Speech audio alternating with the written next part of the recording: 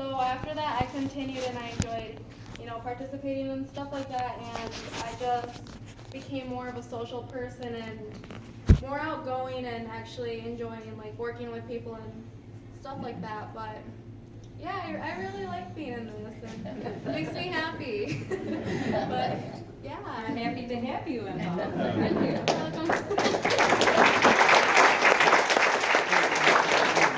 Do any of you generational yaks have arm twisting as the reason why you got involved?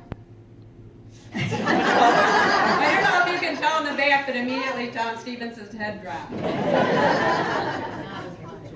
But you're glad it happened, right? Very much. Okay. Josh, you're up next. What was the most significant grant you think that GYEC has made? For me, for only being here for 2 years, I've seen a lot of things that the GYC has done. For instance, the disc golf course that was originally here at the community center and was changed and now is in Tower Park. In 2015, there was a grant for over $4,400 to the Greenville Recreational Department to change that and add another 9 holes to a total of 18-hole course at Tower Park. It was a great grant due to what it said as the grant and what the actual activity is. It was promoting the activity of just being outside, for being with the community, spending time with other people. I've played, not very great, but I have played before, had a great time, and it was just a great ability. So yeah, that was one of what I believe was the best grant. Thank you. So what hasn't really been addressed much tonight is that part of being a YAC is to do a needs assessment every 3 years where they reach out, they do surveys of the youth in the community to find out what they identify as the needs to help direct their grant making. And recreation and activities for youth always comes to the top of the pile. So it's wonderful that that grant for the disc golf course worked out, and I know it's very popular. I live close and see people playing it all the time. Tom, you're next. What has been your favorite community service project? So I actually didn't know that Mom was going to put this in her speech too. My favorite service project was the food truck as well. And I actually kind of coordinated that. That would have been my 10th grade year, so 2015 to 2016. So this originally kind of started out, we didn't really know that we were going to do it. They came to us, the Feeding America West Michigan, with a grant. And from what it looked like on the grant, we'd be paying for the establishment of 3 food trucks, and we granted that out. 2 of the food trucks were run, I think, by the Church of the Nazarene, and then the First Church of God. The third one was us. So in January, we decided to take that up as our service project for the year, because if you don't know, we do every year after our grant cycle, we all do a service project. We set aside money from our granted money to kind of help out the community in just a way that kind of gets our name out and to just do a little bit more good. So in January, the board not appointed me, but elected me, something of that nature, to head the grant, to head the project up. So I was in contact with Ryan from Feeding America West Michigan, and we decided that we start up in April. And our first food truck, I remember we had 12 families. And by the end, we were servicing over 100 families every time. I think over the course of the 12-month period, we serviced around 1,000 families in need in the Greenville community. And this truck brought 5,000 pounds every month with fresh food, bakery items, milk, stuff that people just might not be able to afford, or they just can't buy as much of it. So it was a great way to get our name out, because we all helped, and it was a great way to help people in the community that were in need.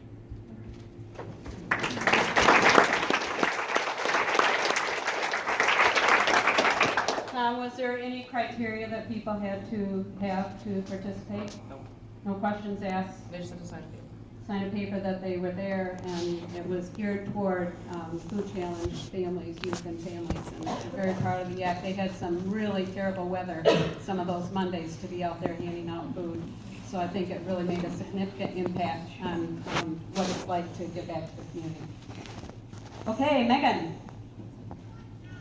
How do you think being a member of the Yak will help you in your future plans?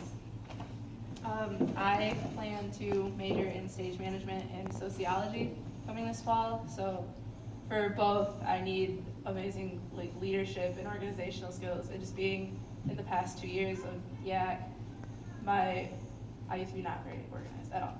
But now I can tell you right where everything is. It's super easy. I know where everything is and I know how to keep track of it. And it's definitely helped me a lot. And my communication skills have also increased a lot too. I can talk about what I need. I can figure out the words that I need for situations. Well, not right now, but. You didn't hear that, she said not right now. But usually, I'm still working on them, but they have increased a lot. Thank you.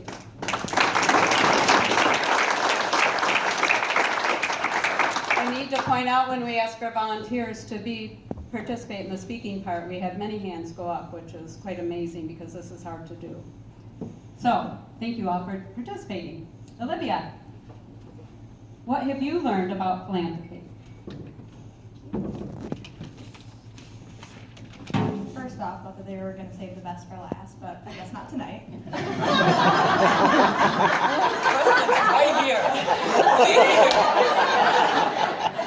So, for what I've learned about philanthropy, for this going to be my 3rd year, I've really learned 3 main things. And the first one being that giving activates the pleasure center in your brain. And being a part of the Greenville Yak, I've been fortunate enough to participate in the food truck. I attended a youth leadership conference for the Community Anti-Drug Coalitions of America, and most recently attended the Jostens Renaissance #FindYourGuide tour. The feeling I get when helping out my community is very similar to the feeling of watching people open presents for holidays and birthdays. It's the feeling of making other people happy that makes me thrive to help more and more. My second reason is that developmental assets are the positive experiences and qualities learned through service that lead youth to be successful contributing adults. Through my involvement with the Greenville Yak and service work in the community, I've noticed that Greenville has a bunch of great leaders who have a passion for philanthropy. This is represented by the pillars in our community that support organizations like the Greenville Area Community Foundation, the Greenville Youth Advisory Council, and the Spectrum Health Foundation, just to name a few. All who give tirelessly of their time, effort, and resources to make a real difference. And my third reason being that the youth prefer to give time over money. As a member of Generation Z, I can tell you that most working adults haven't encountered our kind in the workforce yet. We are the generation where information, education, and entertainment are never more than just a click away. We are still very much like Generation Yers, though. We prefer to give our time and engage in volunteering. We are learning so much about the world around us as we work on community service projects. And above all, I have realized the internal reward for helping people and making the decision to do the right thing with no expectation of something in return. Thank you.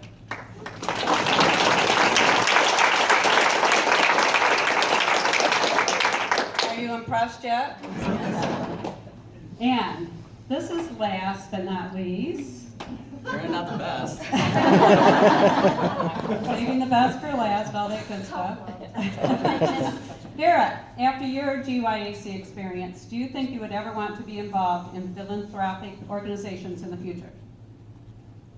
Well, absolutely. There's no questions asked. This has been one of the most unique and great experiences of my life so far, and I think this is only going to start greater things. The philanthropic work has obviously become one of the best. I've never seen one like this. It's great. I just came across a Muhammad Ali quote the other night that I decided I should put in, where he said, "Service to others is the rent you pay for your room here on earth." And I thought that was it. Being human isn't just something you are, you have to strive to be that. And I believe when you put something forward and help others, that's when you become human. I think that's just what we all need to strive for, and that's what we're all doing. And I think he captured that perfectly.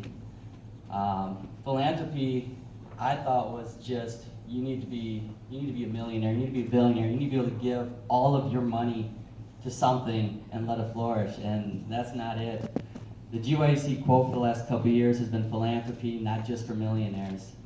And that has really empowered me to know that this is definitely something I want to go into, regardless of how big your wallet is. It doesn't matter. Just giving something forward is great, and I've seen how much our work empowers others. The food truck, we met so many amazing people, amazing families that we were helping. And then one of my first service projects was putting our money towards gifts for families in need of a Christmas. And just seeing how great that affected everyone was amazing. And I think that's something we all can see. Once you help somebody, how contagious it is to just keep going. And that's something I definitely don't want to give up for the rest of my life. So thank you.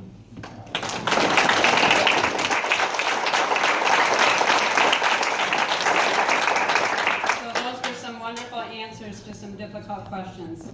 But we'd also like to acknowledge the parents of our GYAC members. Many of you are in the audience, and we know what it is, what commitment it is for the whole family.